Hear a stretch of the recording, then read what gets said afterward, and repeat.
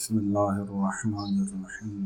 عزیزوں، کسی کی حفاظت کرنا اس حد تک کہ اپنی جان، اپنی عزت، اپنا سکون سب داؤں پر لگا دیا جائے اور نام بھی نہ آئے۔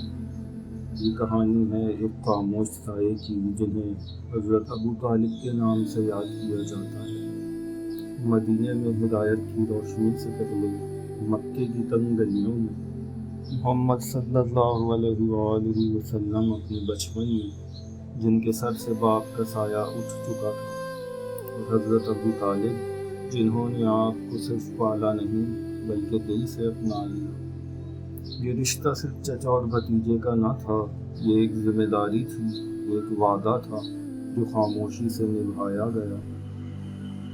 وقت گزرتا گیا اور پھر وہ لمحہ آیا جب سچ بولنا جرم بن گیا، جب ایک آواز اٹھی، لا الہ الا اللہ، تو پورا مکہ اس کے خلاف کھڑا ہو گیا۔ سوچیں، ایک طرف قبیلہ، طاقت، رسم و رواج، اور دوسری طرف ایک سچ تنہا۔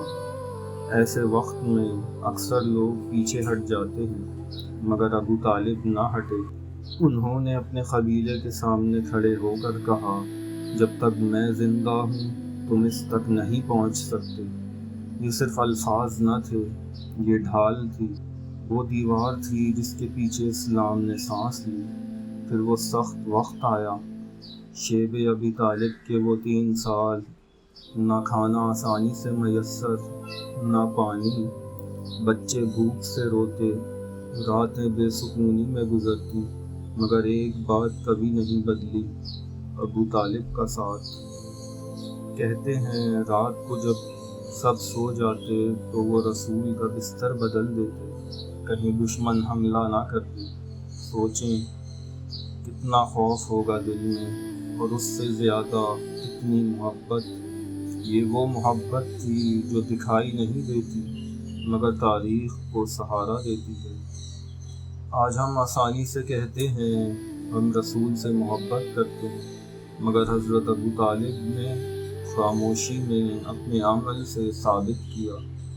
وہ صرف محافظ نہ تھے بلکہ ایک سچے مومن تھے، جنہوں نے اپنے ایمان کا ڈھنڈورا نہیں پیٹا بلکہ عمل میں چھپا کر رکھا۔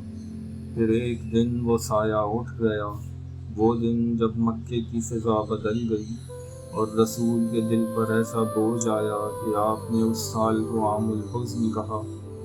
سوچیں، ایک انسان کی جدائی اور اتنا گہرا اثر، یہ صرف رشتہ نہ تھا، یہ سہارا تھا جو چھن گیا۔ آج ہم جب ان کی زندگی کو دیکھتے ہیں تو ایک عجیب خاموشی محسوس ہوتی ہے، نہ لمبی تقریریں، نہ ظاہری دعوے، بس ساتھ، ہر حال میں ساتھ۔ شاید یہی اصل وفاداری ہے کہ آپ نظر نہ آئیں مگر آپ کے بغیر سب کچھ ٹوٹ جائے۔